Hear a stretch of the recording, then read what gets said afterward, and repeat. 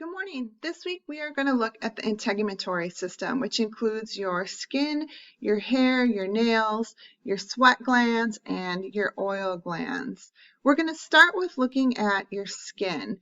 Oftentimes we don't think of the skin as an organ, but actually it is in fact a group of tissues that work together to perform very unique and critical functions. So it is considered to be an organ and the largest organ in our body. The skin is made up of three different layers. The top layer, which is called the epidermis, the middle layer or the thickest layer, which is called the dermis, and then the layer below that, which is called the hypodermis. If we're looking at the epidermis, epidermis is made of keratinized, stratified, squamous epithelial tissue. It is made of 4 or 5 layers, depending on whether or not it's thick skin or thin skin. And you can see these different layers here. Even though it's made of 4 to 5 layers, the layers are super thin. So like your epidermis is a very, very thin layer altogether, much thinner than what your dermis will be. So if we look at these different layers, you can see here the very top layer. So this is the layer that's going to be closest to the layer that you can see when you're looking at it, is called the stratum corneum. And the stratum corneum is going to be made up of essentially dead skin cells that have pushed their way up that are filled with keratin. And keratin is an important cell, we'll talk about in a second, of your integumentary system. Going down then would be the stratum lucidium. That's the next layer. The stratum lucidium is going to be a very thin layer of cell. It's only found in the thick skin in your palms and the soles of your feet and your fingers. And the keratinocytes that compose the stratum lucidium are going to be dead and flattened. Next will be the stratum granulosum. This is kind of going to appear to be grainy looking, and that's because of the keratinocytes that are kind of changing within them. Next down is the stratum spinosum. This is going to contain really big, robust keratinocytes inside of them. And then last is going to be the stratum basal, or the basal layer, and you can see that there. Down here then is going to be where the dermal layer actually starts. So all of these layers are going to be the epidermis. Although when we look at the diagram at the end, just keep in mind that even though there's 5 layers, they're very, very, very thin. Thick skin versus thin skin. Sometimes you have skin on the soles, the palm of your feet, and on your fingers that have that extra layer in the epidermis. So we call that thick skin. And then thin skin only has the 4 layers. So you can kind of see in this diagram here, if you're looking at, this is a tissue sample, this thick skin is a lot thicker because it's got that extra layer than this thin skin. There are several important cells that are found in your epidermis. So if you're looking here at the different layers, here's the stratus corneum, the stratus granulosum, the stratum spinosum.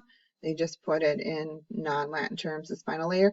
But you can see here, this is going to be the first cell that's going to be, we'll talk about, and this is called a melanocyte. And a melanocyte's got these little finger-like projections that come off of it. They're called dendrites.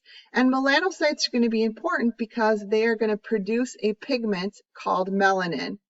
And melanin is what's going to give us our skin color in part. The main cell that gives us, or the main chemical that gives us our skin color. So interestingly enough, we all have the same number of melanocytes, but the difference between someone who's more fair-skinned versus someone who has darker skin is going to be how active these sites are in producing melanin. And there's a video that you're going to be watching about that. Next down here in the basal layer is going to be the Merkel cells. Merkel cells are going to be really important for functioning as a receptor. So it can stimulate sensory nerves that help us perceive things when we touch them. So it's kind of a sensory type of a cell. We have Langerhans cells here. Langerhans cells are also important because they are going to basically work with our immune system to engulf bacteria or other foreign particles that get into this layer. So these cells, when our bodies are exposed to bacteria and viruses and fungus that are floating all over the air, these cells help kill those so that they don't get deeper into our tissues. And then the last kind of cell, which is going to make up the vast majority of the cells in your skin, are called keratinocytes.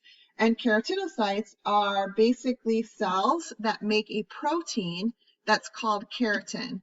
And keratin is a protein that gives your hair, your nails, your skin, the hardness, and also makes them water resistant. So they play a really important role. And as these cells move up towards the surface of your skin or the top layer, they start to die and flatten out. So the cells down in these layers, in the spinous layer and the basal layer, they're very alive and very active.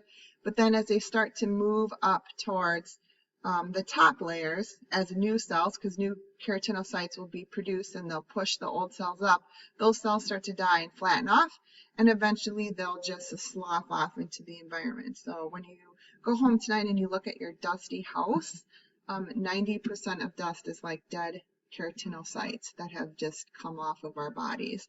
Typically, we will replace the entire layer of skin that we're looking at right now every 30 days with new dead keratinocytes. So think about that the next time you spend a lot of money on lotions and shampoo, things like that, is you're spending a lot of money to basically treat dead keratinocytes. So save your money. The next layer then is the dermis layer. This is the very, very thick layer of the skin. So if you look here, the dermis, this whole section is the dermis, the dermal layer. This then is the epidermis. So you can see how much thicker all of this layer is compared to the epidermis, even though it's got those 4 to 5 layers in it. So the dermis is divided into 2 layers, the papillary layer, which is going to combine with the epidermis and in part help form your fingertips. Also plays a role in immunity. There are a lot of immunity cells in there. And then the big layer down here, which is the reticular layer, which is going to have a whole bunch of blood supply, so providing nutrients to the tissue, plays a role in hydrating your tissue, and also is going to give our skin, hair, and nails the strength.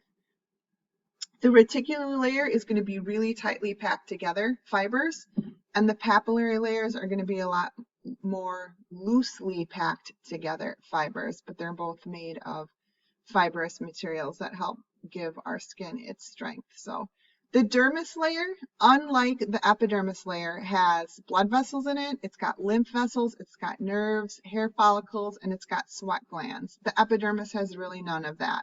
So there's no blood supply. So when you were young and used to put like a little, safety pin or whatever through that top layer of your skin and you were like, look, it doesn't bleed. That's because this dermis layer doesn't have any blood vessels in it, nor does it have any nerve endings in it. So it didn't hurt and it didn't bleed. But when you get to this dermis layer, that has got blood vessels and that has got nerves. So if it hurts, then you've gone through the epidermis into the dermal layer. At the very bottom, it's not really pictured well on here, is the hypodermis.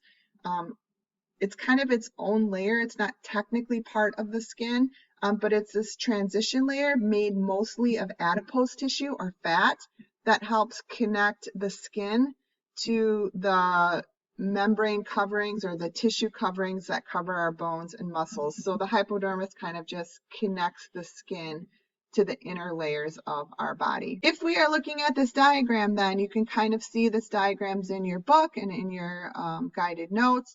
Here's the epidermis layer. Again, please notice how thin it is. No blood vessels, no nerve endings. We get down to the dermal layer here, which is where all the action is. Blood vessels, here's your hair follicles, here's your sweat glands. Here are muscles, your erecti pili muscles, which will be responsible for giving you goosebumps. Down here then is where your hypodermis is, these pockets of fat down here. Those are the layers of cells. If you have any questions, give me a shout out. Otherwise, have a great day.